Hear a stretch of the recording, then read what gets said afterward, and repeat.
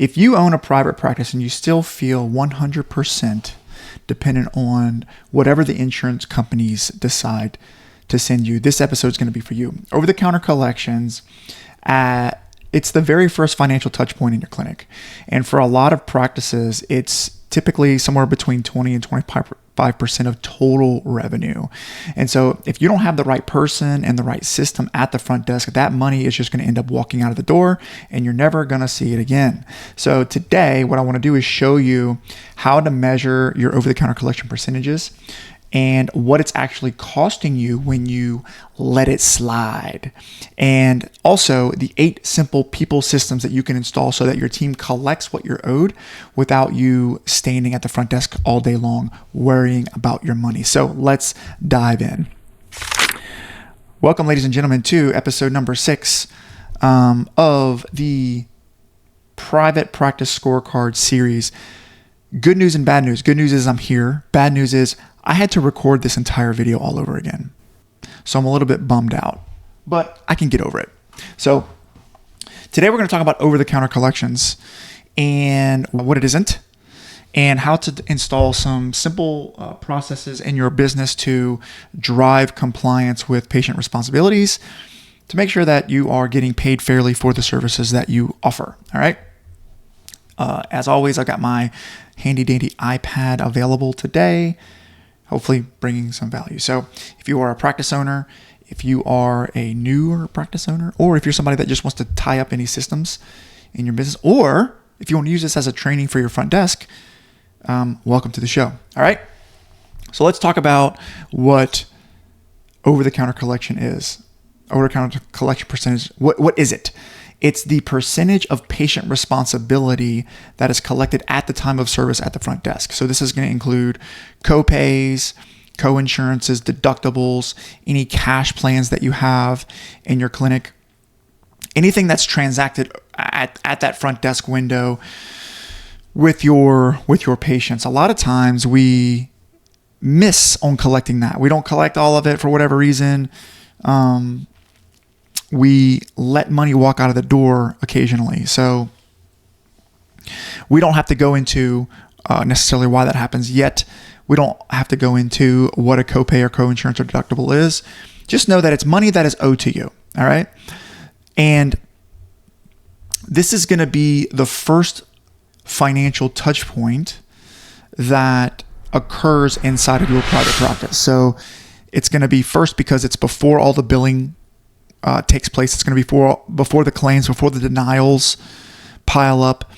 It's before all of the back end mess. So this is pure controllable cash that goes into your bank account immediately. All right. So in the early days, when I first started my practice back in 2019, I was terrified to collect money over the counter.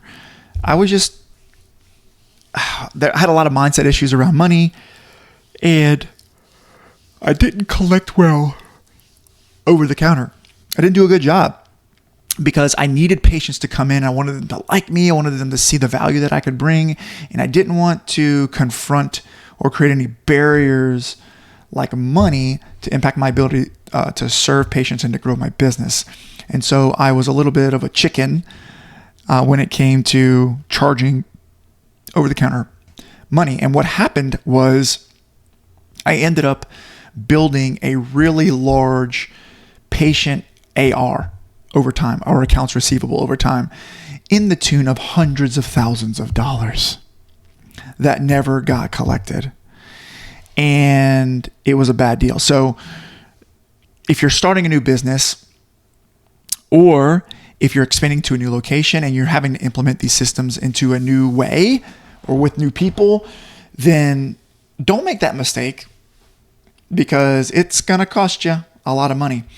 And so later in my career, once I got good at, I had the right people and the right systems in place, and we were actually pretty good at collecting over the counter, we ran some metrics and we realized that over the counter collections was responsible. That was 25% of our total revenue. 25%, a quarter of our revenue was over-the-counter dollars. And the scary part is that after working with practice owners and also in my business, that 25% is often more than your profit margin, right? So typically, private practice in-network clinics are running 10 to 15% margins. If you're doing a really good job, you can get to 20, 25%. But the point is, all of your profit margin lives in that over-the-counter collection. A huge piece of our revenue was at that over-the-counter touch point, okay? So, Adam, I get it, but why does that matter? Why does that matter to me? Well, it should matter because reimbursements from insurance companies are becoming lower and lower over time. That's not a secret anymore. They're not even hiding it. Every year, they're dropping reimbursement rates. Denials and administrative burden from those insurance payers are creeping up and up and up. And payers are pushing more of the cost of care onto patients. Therefore, it's becoming important for you to tighten up the over-the-counter collections and to become better at transacting cleanly with patients over the counter if you want to have a practice that's viable, all right? Because back in the day, 5 years ago, 10 years ago, when reimbursements were better, we typically had margin, right? We had, it was easier for you to eat that over-the-counter payment, right? And let patients slide without not paying or being lax around the over-the-counter collections, and you could still survive because the margin was there. Now, any missed over-the-counter payment is no longer a tip. It's no longer nice to have. It's the difference between quite frankly, your practice being profitable versus it not being. So that's why this is really, really critical for you. So common mistakes that I see. All right. I'm going to write these down for you on an iPad. All right. Common mistakes. This is after doing a ton of work with private practice owners over the last couple of years. These are the common mistakes. Number one, assuming. We know what assuming gets us. That is a PG-13 joke that I'm not going to say on this channel, but it's not good, right? But we assume that we have this front desk person that does a pretty good job, right? They do a pretty good job, and we don't actually measure the data objectively. So we assume without measuring. Okay, so that is number one. You're just being lazy. You're not actually measuring the data every day, and you're assuming and you're not recognizing the objective impact. Number two is the same thing that I did, which is avoiding. You're avoiding the money conversations because of the discomfort or fear of losing patients. So you avoid confronting patients about the money, about the you're not good at having the financial conversations over the counter. So that is a big mistake. All right. So you got to lean into that. There's going to be some fear. There's going to be a little bit of discomfort. You got to learn how to elevate your status, and see yourself as a valuable asset and feel like you deserve that money and feel okay with charging it. Okay. Number three is the mistake that I made, which is letting balances accumulate. All right. So a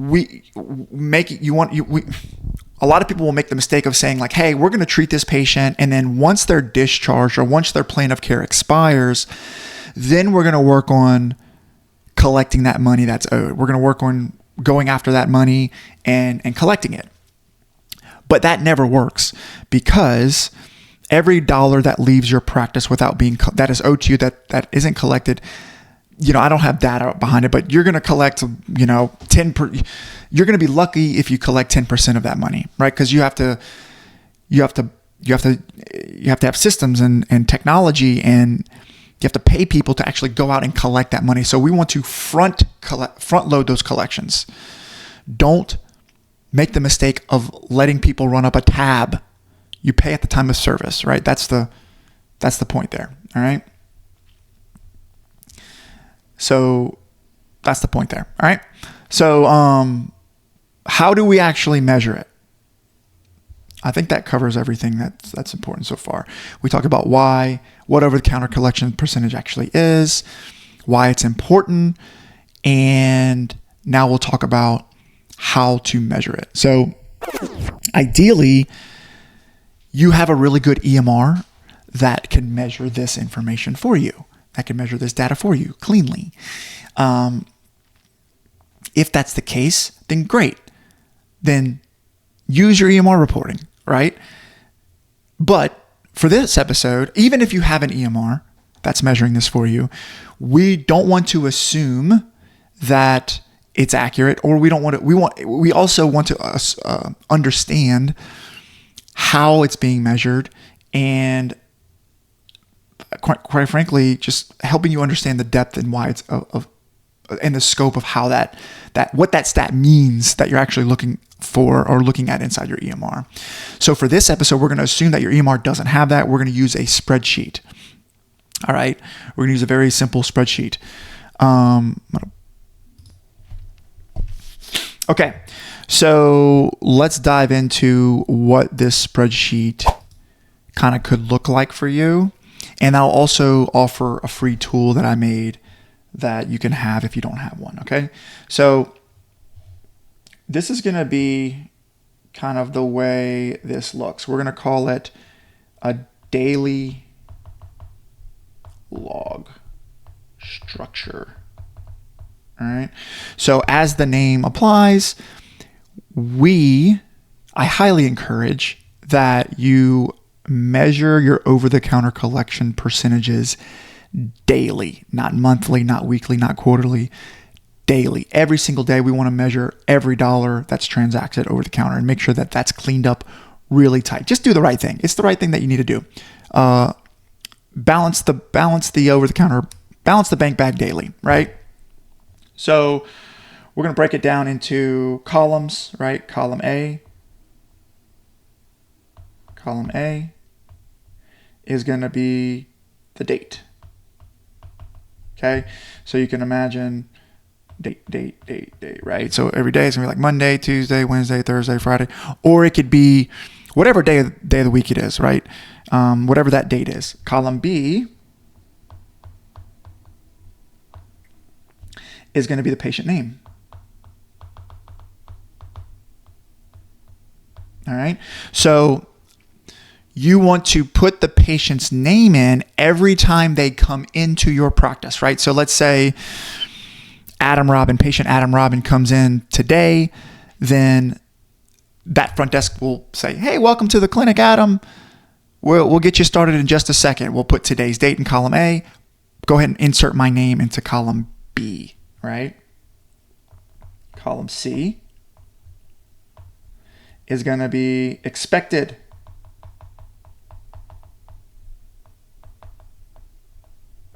Expected over-the-counter dollars, right? Okay, so you're going to do a really good job of verifying my insurance, and you're going to see I have Blue Cross Blue Shield of Mississippi or whatever it is, and I have a $20 copay. You know that I'm expected to pay $20 at the time of service. So whatever that is for me, whatever you verify at the intake during the intake process, you will put that in for Adam. Right? Column D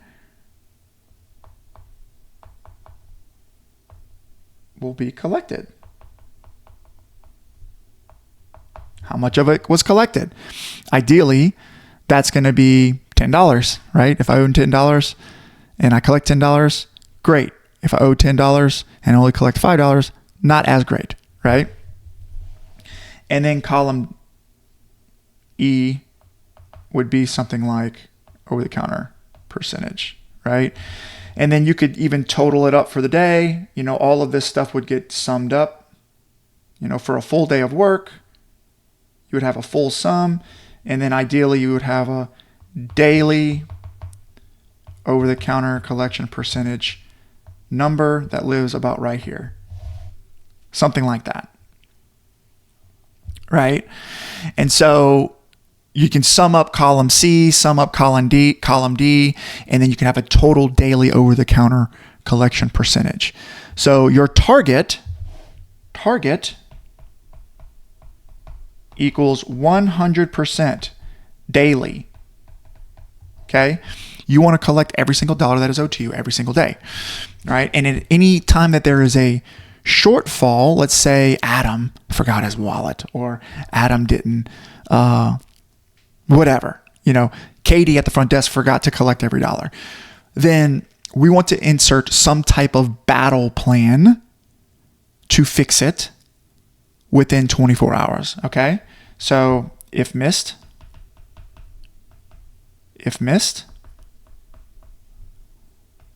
battle plan to fix within 24 hours. Okay. So that could be charge the credit card that you have on file. It could be call the patient and collect over the counter, over the phone. Could be set up a payment for the next visit, whatever it is, but we want to reconcile that and report on that reconciliation every single day. All right. So what I want to do is show you guys a quick little tool that you can use. It's a spreadsheet. This is a Google Sheet. I use Google Sheets. That you can have. You just shoot me an email or find me on Facebook or LinkedIn or whatever and ask for the over-the-counter collection percentage tool. I'll try to drop it in the show notes, but I'll send you over this URL so that you can have this for you. But you can see here I have all the columns all built out, right? Here's column A with the date, the patient name, what's expected, what was actually collected. We sum all of these up at the bottom, and it gives us a daily over-the-counter collection percentage. It will also give us what's missed, right? You could see here that there was $15 missed. It looks like, who was it? Who's the bad guy of the day? Spencer Shoemaker, right? So if I go in and I say, you know what, I actually collected that, then it jumps to 100, and I didn't miss anything, right? But we would want to put a battle plan together and say, hey, I recognize Spencer Shoemaker. He missed because he forgot his credit card, whatever it is. And I have a plan to call him at the end of the day and collect over the phone. That's what the front desk does. All right. So you reach out to me and I'll send you guys that if you find that helpful. All right. So now we have everything. You have everything that you need at this point. You have how to measure it. Now I want to show you, rarely, unfortunately, we do not collect 100% over the counter. You might think you do, or you might think you're getting pretty close, but usually it's somewhere around 70% at best, 60 to 70%. That means 30% of your over-the-counter money or dollars you're not seeing it ever. The likelihood that you're going to collect it is very, very low. All right. So I want to give you some simple examples of what the financial impact of something like this is, because I don't think you're going to get motivated by just me telling you what to do. I think you'll get more motivated if you actually see the real financial cost of not holding this standard and building these systems in your business. All right. Because they're big. All right, it's the little dollars that add up over time that rob us of our freedom, right? Rob us of our profit margins and our freedom. Okay, so let's have our example clinic. We're gonna do a brand new sheet here. All right, so our example here is gonna be, let's say you're doing 100 visits a week, because 100 is the magic number that we always use. That makes things easier for Adam. 100 visits per week. Okay. And then let's assume that, each of those visits, some people are going to have zero copay. Some people are going to have $100 copay. Some people are going to have $5 copay. But let's just assume for simple math that on average, if you kind of average all of the expected copay amounts for all of those visits, let's say the average patient responsibility is going to be $10 per visit, average. Okay, that would mean that your expected weekly over-the-counter money would equal 100 times $10. Let's see if the iPad does it automatically.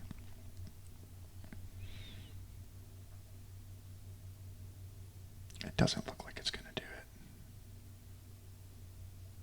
All right, it's going to be $1,000 a week or $4,000 a month. Okay. Now, this isn't like exact science, but we're getting pretty dang close. Okay.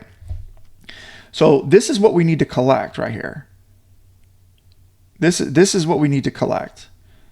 If we collect this, then we're going to not shoot ourselves in the foot. All right. So let's do the example that, let's say you don't have good systems in place, or one of your competitors down the road doesn't have good systems in place, and they're collecting at 70% over-the-counter collections. All right. So that would mean that if you're doing the $1,000 times 0.7, that's going to equal $700 a week, or $28 a month. All right. So what does that mean? So this is going to be 100%. Okay. This is going to be 70%. This new example. This is good, right? This is, yay, I'm happy. This right here is, yay, I'm sad, right? And by the way, this is for a small clinic. If you have, maybe you're doing 500 visits a week, this stuff compounds just like everything else, right? So you're missing out. You're going to be missing out on $1,200 per month, or $14,400 per year. So that's a lot of money, right? And that multiplies, right? So like it's easy for you to miss an entire therapist's salary if you don't collect this really, really well, or if you don't do a decent job of collecting this, right? You might be in a clinic with more volume, could be with higher patient responsibilities. Maybe it's $20 a visit on average, right? The point is that the missed amounts compound quickly into tens of thousands of dollars a week or a month if you don't tighten that up. And so the point is that this is money that you should be paid. It's not money that could be paid, right? It's for work that you've already delivered, and it's also associated with risks that you've already taken. So you have to prioritize getting that money into your hands, into your business, because you deserve it. All right. So how do we make it work? How do we make it work so that I don't have to be there? That's the key, right? How do we make it such that this happens automatically without me being there? I can go work from home. I can go travel. I can go on vacation.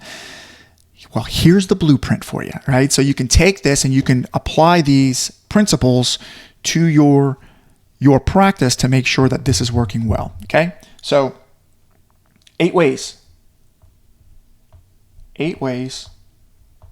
to improve over-the-counter collection percentages. Okay. Number one, strong intake process. Okay. Really, really strong intake process. And also insurance verification. Right. So you want to make sure that you're verifying insurances very, very well. You have a strong intake process where you're collecting all of the insurance information before the first visit, right? So before scheduling that appointment, that initial evaluation, you want to go ahead and collect insurance. You got to get that. What insurance are they? What is the insurance payer? What is their policy number? What is their member ID number? And we want to have a strong insurance verification process that is thorough, robust, and quick and accurate, right? So you want to verify what's the copay, what's the co-insurance, what's the deductible, what are the visit limits, because it's really the start of the revenue cycle. And as the more that you'll learn about this is that this is the most critical part of your entire revenue cycle.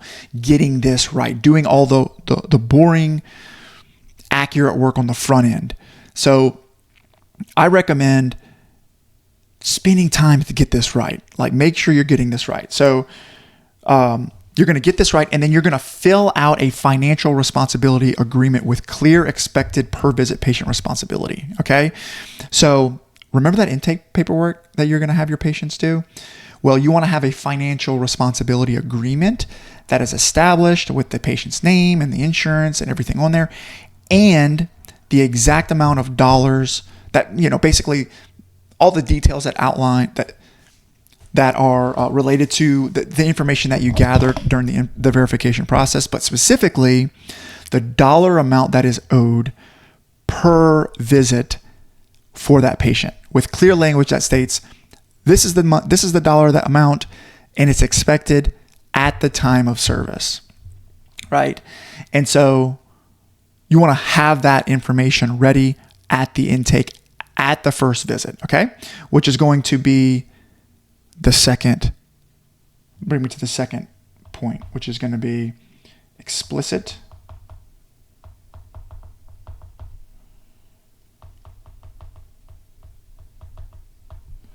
financial responsibility agreement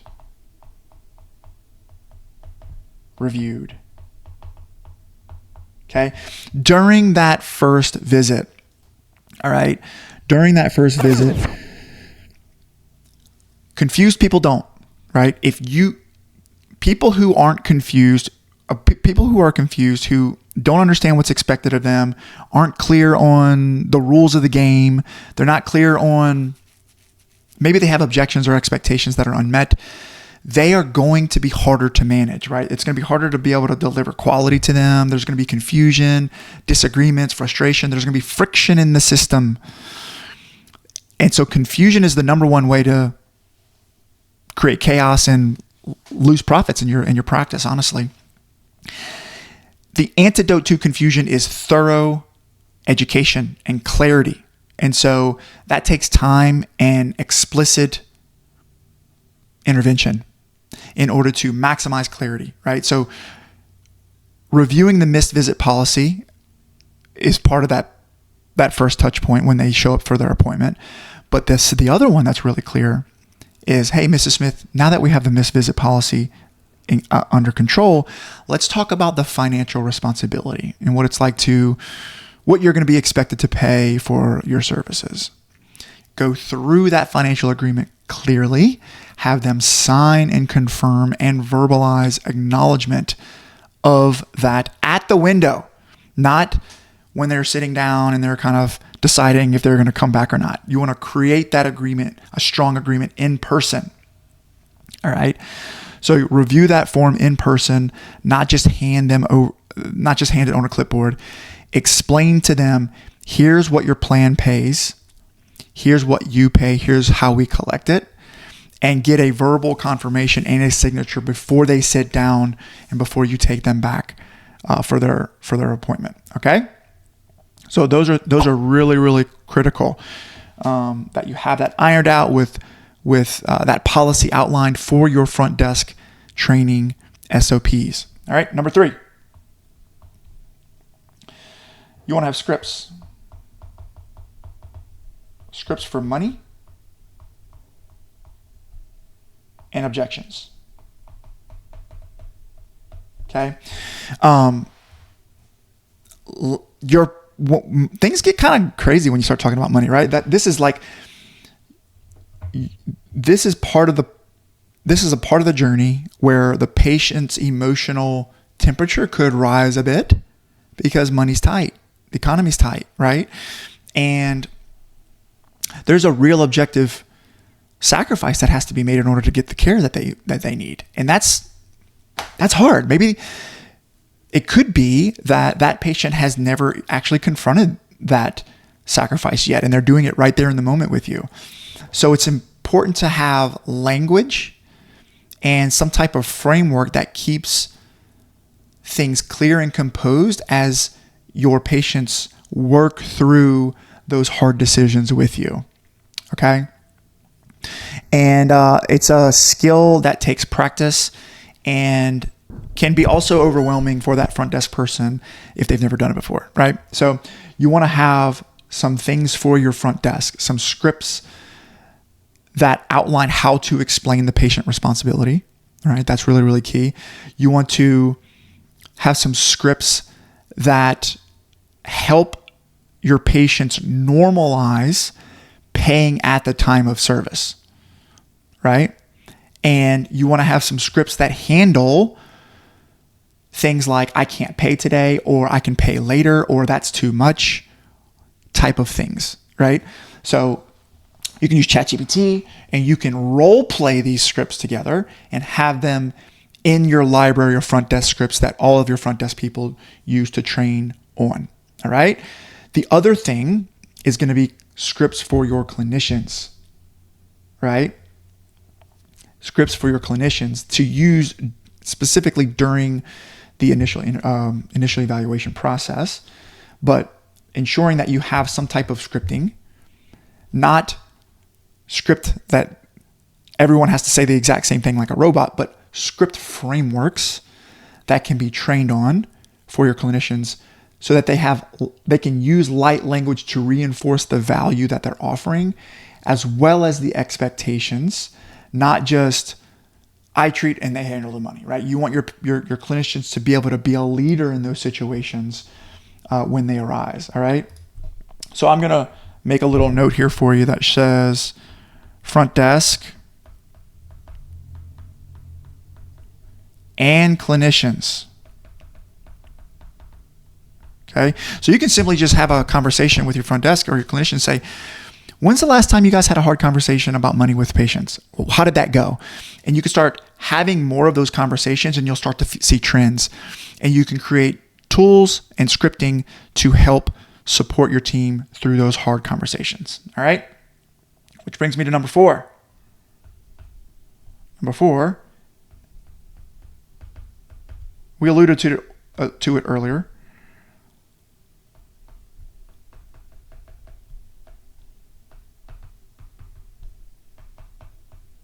Okay, have a credit card on file. This is something that I didn't do until later in my career. I don't know, for whatever reason, I had a hard time. I was kind of late to the game, maybe early for some, but I didn't have a credit card on file. Yet every time I went and got a massage, or every time I went to many other doctor's offices, I had a dermatologist appointment one time, and they required a credit card on file. Right. But once we started doing this, a lot of things improved. Patient compliance in general improved. Right. But I would highly encourage you to have a standard in your practice that states that you will not treat patients unless they have a credit card on file. Now, before I get canceled, I understand that there are going to be some barriers to that. We're not talking about that on this episode. I recommend you enforce this to the highest degree that you possibly can.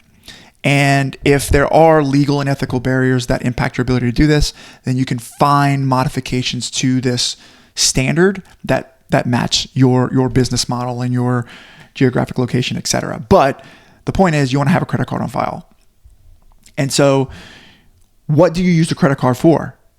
Well, great question. Okay. So you're going to use it for everything: copays, coinsurance. All right. People are familiar with the copays, right? We know we can go to Humana as an example, and they say you have a $25 copay, $25 per visit. But some insurances don't work on that model. They have a coinsurance. Maybe they owe 20% or 10%. I used to let those claims process and figure out what they owe and then try to charge them, but they were gone, right? Patients were gone and I never was able to collect. Now we estimate that coinsurance amount at the time of service, right? So we're going to get into that on the next bullet point. But coinsurance, deductibles at the time of service, right? You can do that unless they decide to show up and pay with cash or some other form of tenure. The credit card on file is going to help you ensure that you are getting paid for every visit at the time of service. Also, balances, right? Patients will accumulate balances. Maybe you miss a payment. Maybe you undercharge for a copay, or you undercharge for a coinsurance or whatnot, and that patient has some type of outstanding balance once their plan of care is expired. Or at the end of the month, let's say they owe $100. We charge that credit card that's on file at the end of the month, auto draft, auto charge, whatever balance is outstanding. All right. My recommendation here is to frame it as convenience and clarity, not punishment, right? Because in order for this to work, in order for patients to get what they need, the business has to get what it needs to sustain and to deliver, right? So if you don't have, and just having that language to explain that and to keep that exchange even, and it's also convenient for patients that you don't have to chase them around and swipe your card every time, etc. So that's how you can frame it, as convenience and clarity. Okay, let's talk about number 5. We alluded to this a little bit. But number 5 is going to be collect estimated coinsurance and deductibles at time of service. Okay, I mentioned this in the previous bullet point, but don't make the mistake in waiting for things to settle before you get paid. You want to pay yourself first. And some of you are going to be like, wow, that's no good. Like, what if you overcharge them? That's way crazy. Okay, fine. That's fine. Okay, you can operate in that world. That's fine. You're probably not a good business model.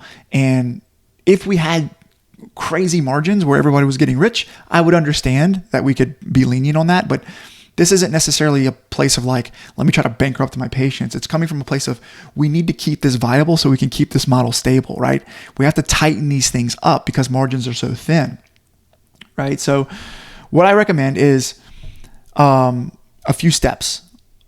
Number 1, let's say you're in network with 5 different insurances. Odds are that you see most of your patients, if you follow the bell curve, the majority of your patients are going to fit a very similar cadence of frequency, duration, the way that you schedule, the units that you bill are going to not fluctuate wildly. They're going to have a tight pattern that's typically generally predictable within a reasonable estimation. Okay. The point is that you can look at your trailing data for those insurance types, and you can build an internal fee schedule. Okay. So it'll just look like a spreadsheet that's like Blue Cross, 1 unit is this much, 2 units is this much, 3 units is this much, 4 units is this much, United Healthcare, Medicare, whatever, right? You can go down the list and you can make reasonable expectations on what that revenue per visit is going to be for that patient, and have an internal fee schedule that you keep up to date. And maybe you audit it monthly with your team. All right. And so you can use it to estimate patient responsibilities, right? So as an example, I'm going to give you an example here. Let's say as an example, you know that you're going to get paid $60 a visit, which is god awful low. And let's say there's a 25% coinsurance. All right. You just know, right? Like, you just take 25% of 60, like, hey, when I see these patients for 30 minutes, I get paid $60 a visit. Look at all this data to support that. And if I take 25% of that, I know it's going to be $15, right? And so I would just charge that patient $15 a visit at the time of service, right? So make sure that's right. There you go. Charge that patient $15 at the time of service and just treat it like a copay. For $15, use that as the patient responsibility on your over-the-counter collections. All right. Here's another example. Let's use a deductible example. All right. Let's say it's $60 a visit and they have a $2,000 deductible. Well, the deductible's unmet, right? You're going to collect $60 a visit until that deductible is met, right? So $60 a visit would be your copay amount. All right. Lastly, because I know that people who aren't doing this, you're screaming at your computer right now and you're saying, yeah, but Adam, what if you overcharge them? I get it. That will happen. You will have instances where some of the claims will come back, $14.27, and you're going to have some pennies left over, right? First of all, you're going to find that it's pretty dang accurate. Secondly, you are going to have some refunds that you're going to have to offer, right? So reconcile monthly. All right. So every month, you're going to go through all of your patient balances. You can do this in the billing department, or maybe it's a practice manager or somebody maybe it's you or a virtual assistant. You're responsible for going and looking at all of the what are we going to call it? Any balance that's not zeroed out, right? For all of the negative balances, meaning the patient owes you, you charge a credit card on file. What we'll typically do is send out a courtesy email and text message letting them know about their credit card, the outstanding balance, and we charge that card on file to bring it to zero and close out that account. For any positive account who also has all of their claims paid, we will just write a check and mail them a check, right? Similarly, we send them over a courtesy email and text, let them know about the balance, and we send them over a check and we balance that out to zero, okay? That's how you do that. I would much rather you have control over your money and issue refunds every month than chase money that you're never going to get paid. That keeps things fair and even, all right? So that is a big one. That is a real big one that takes a little getting used to, okay? Number 6.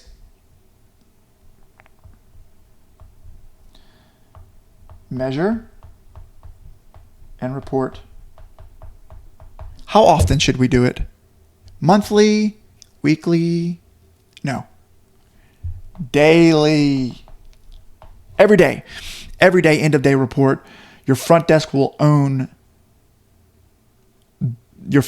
is the person who's responsible and accountable for that over-the-counter collection metric.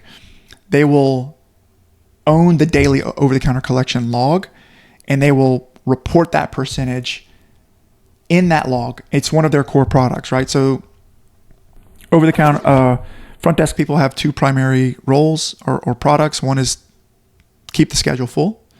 Number two is collect every dollar that's owed, right? So they are responsible for reporting that. Report that daily to you. This is what today's expected was. This is what was collected. These are the accounts that have gaps. And here's the battle plan that we have in place to bridge those gaps. This is really critical. It's just a piece of discipline. What gets measured improves. What gets measured and reported improves exponentially. It's Pearson's law. So just the fact that you're measuring and reporting it daily will create a level of accountability on your team that will help out a lot. Okay?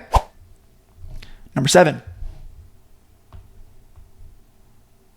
This one's kind of weird. This one's maybe like something that you might not have considered, but it goes back to really doubling down on moving through the fear of rejection. But it's be willing to turn away patients. Okay. There are patients who are going to give you pushback for asking for their credit card, right? They're going to be patients that don't even want to sign the financial responsibility form. I've done this a long time, and so have you, but if you run the data, you'll see that those patients never turn out to be profitable.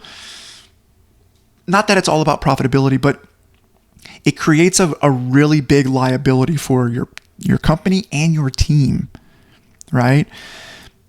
So if patients refuse to sign the financial agreement or to put a credit card on file or to pay their agreed upon responsibility, you are 100% allowed to simply say, we're probably not the right fit for you, which is going to be freeing, right? You're going to create a culture that values themselves, right? Like you want to believe in your product. And the one thing, if you want to build a culture of strong self-worth, then the two strongest things that you can do to do that is going to be which patients you decide to take on and which patients you fire or turn away. Those decisions lead to your belief system, and that will strengthen your culture. And just create an expectation that it's like, hey, we collect over the counter. We collect every dollar over the counter, right? Because I know that you're building a practice that's really built around serving people at the highest capacity, but you can't do it if you give away things for free. You will go bankrupt. So don't do that. All right, last one. Number 8. We're going to look at your refund and hardship systems.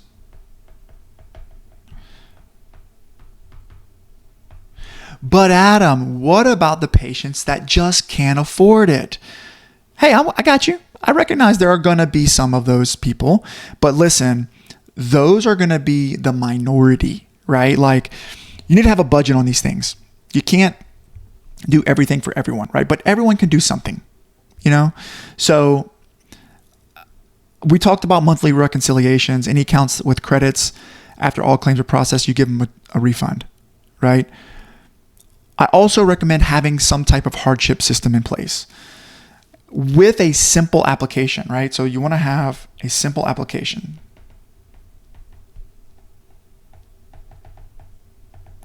Right? If that patient truly is in financial hardship and they truly have a need for your service, have them fill out an application and have them submit financial information, right? I want to know what their financial situation looks like, what their revenue looks like every month. I need a copy of income. I need a copy of expenses. Have them submit that, right?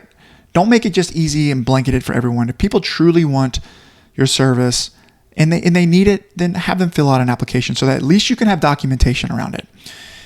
Number 2, have a structured payment plan.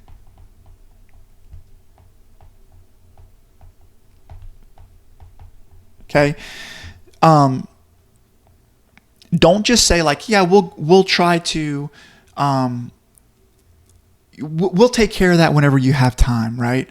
You want to have some tiered structure around what payment plans look like in your company. My recommendation is a fixed monthly charge that doesn't extend beyond 12 months. So if it takes longer than 12 months for them to pay, probably not going to be a good fit. My goal is typically to try to create payment plans that feel no greater than a light bill, right? So if it feels greater than a light bill, if your payment plan is $400 a month for somebody on hardship, that's probably going to be hard for them. But if you can get it down to $150 a month, something like that, over a 12-month period, that's typically a lot more digestible. All right. And then lastly, if they default or ghost on payments, then you send them the collections, and you don't carry any unending balances. All right. So those are the 8 steps, right? Just to recap again, number 1, strong intake process and insurance verification.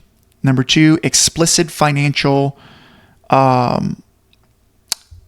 responsibility agreement in place. Number 3, strong scripts for your front desk and clinicians around money conversations and objections. Number 4, have a credit card on file with auto pay rhythms. Number 5, collect the estimated co-insurance and deductibles at the time of service. Number 6, measure and report the statistic daily. Front desk owns it and is responsible for it. Number 7, be willing to turn away patients who are not paying. Right? And then number 8, have a refund and a hardship system. So it's fair for those who need it, but also have some guardrails on it, have some budgets and some structure around it, not just leave it up to emotion, because you get in trouble. Okay. So last thing, and then I'll end. This whole process is not just a billing thing. It's not just a system thing. It's a front end staffing and system issue, right? You need to have the right person at the front desk or the phones who is comfortable talking about money. So you need to make sure that that person is equipped with the right skills. They're comfortable talking about money. They're comfortable following the process, and they keep logs accurate and clean. And they're driven by metrics. This is where a healthcare trained virtual assistant can handle insurance verification, data entry, daily logs, and follow-up calls to either assist with improving this or free your people up to really focus on improving this. They can free your in-person front desk to be fully present with patients and face-to-face collections. The business outcomes, the outcome as a result of that is going to be more stable, predictable cash flow that doesn't depend on you watching every transaction and praying, right? You can control that at the counter. So if you're honest and you're not measuring over the counter, or you're under 100% with over the counter collections, this is a bigger leak than you probably think. This is a staffing and people systems problem at the very front of your revenue cycle. All right. So issues with this touch point are going to lead to massive issues downstream. Okay. Your front desk isn't set up, trained, and supported to win if they're not, and if you're paying the price and stress and margin every single month, right? That's going to be what happens if you don't have these systems in place. Okay. So if you want help wiring this into your current team, people who might verify benefits, explain the financial agreements, who can get credit cards on file routinely, who can run daily over the counter logs for you.